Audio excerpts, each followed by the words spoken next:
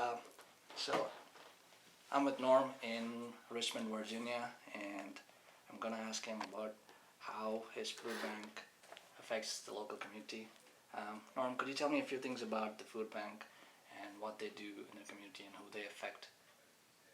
So for us, we serve all clients, seniors, children, and families. We have a Meals on Wheels program that distributes to 1,000 seniors, homebound seniors a day. We have a Kids Cafe senior school feeding program, which we do about 2,000 meals a day. And we also distribute to agencies. We have about 220 agencies that come in. Probably 40 shop in our distribution center a day. They come in and pick up the food.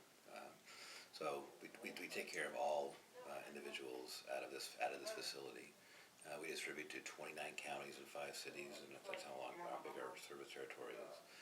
So we have some agencies coming as far down as south as Halifax County, not far from Raleigh, and all the way up to the northern neck, and close to the capital area. So we serve all of central Virginia. Okay, sweet.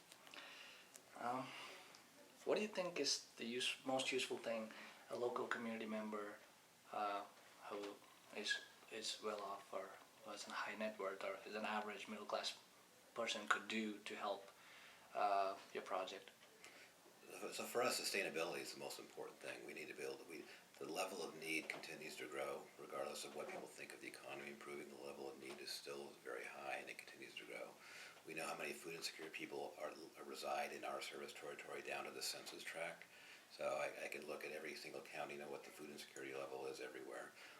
So I know how many people out there are in need. We know how much food we need to distribute. We need to be able to be supported by donors to sustain it.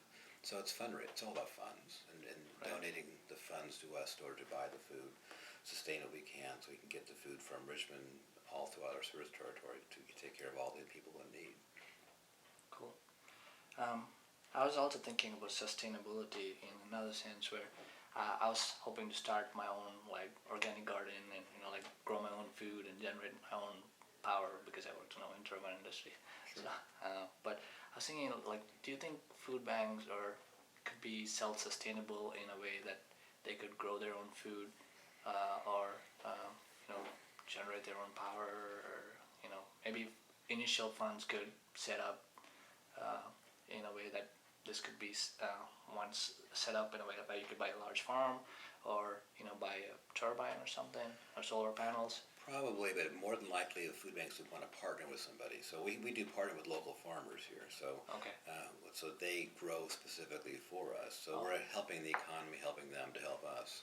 For us to actually have our own farm, we probably don't have the expertise to do Right. that. So we want to use the local support.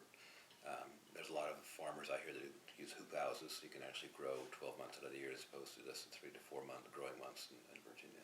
Right. So yes, to the answer of yes, we do that, but we work through partners. When I was in Arizona, because before I came here, I worked at the food bank in Arizona. We considered putting solar on top of our building to be self-sustaining. Never did that because it wasn't cost-effective at the time. Okay. But there are certainly ways to become self-sustainable. We have a community kitchen here that's used during the day. We could lease it out for a for-profit company to come in and use it and give us some revenue to sustain our facility. There's things we can do. Yes, we can. But we want to keep our level of expertise, what we know we can do. So growing produce, probably not something that we have our expertise, but working with farmers that do is absolutely what we want to do. Awesome.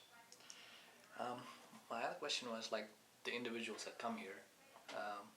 Do what do you think is like their worst struggle, or what do you think they face? What do you think is most in need?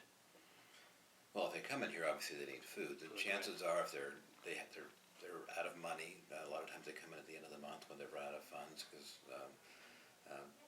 whether they get food stamps or SNAP, or if they get other government support, then by the end of the month they've kind of run short. Right.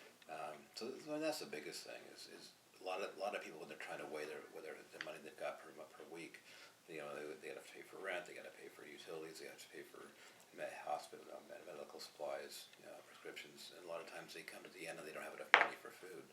So they have to weigh that balance. Do I spend money on medicine? Do I spend money on food? And more likely they're going to take care of their health. So So they come to us, we help them with that. Or if they, it's finding that right balance. It's something really struggle finding the right balance. And they come to the end where they've run out of money, and that's when they might have to come to us or come to one of our partners. Sweet. My last question would be for you. I was wondering, so this is Feeding America. Do you guys have had the opportunity to feed other countries? Like, have you had network with other charities in other countries? So Feed More has not, but I personally have. So I've worked with a food bank in Japan. So I've got there's a deal that's called Feeding, it's in Tokyo, I can't remember the name of the organization. But I worked with him because when I was in Arizona, the food bank in Tokyo came to the food bank in Phoenix, who gave an internship on what food banking in Arizona was like. So I've gone back to Japan and Hong Kong three times now, just to help them in that area.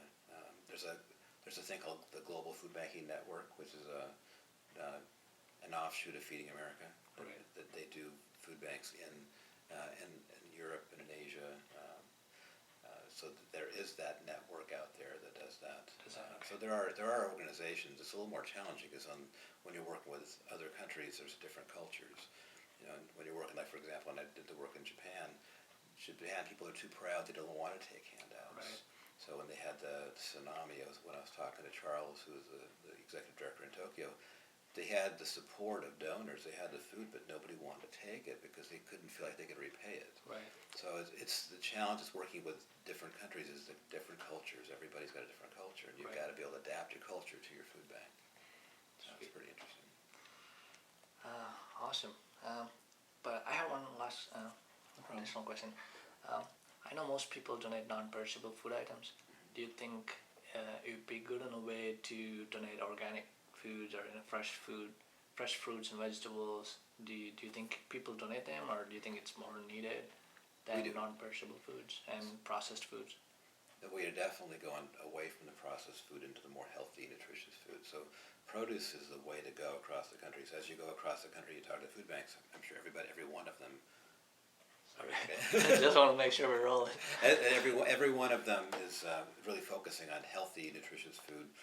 And I've been in food banking for 18 years. It used to be just about getting food out. That didn't make a difference what it was. Right. Cookies, crackers, junk food. Now it's all about getting the right food out. And produce, we know, is the right food, is abundant.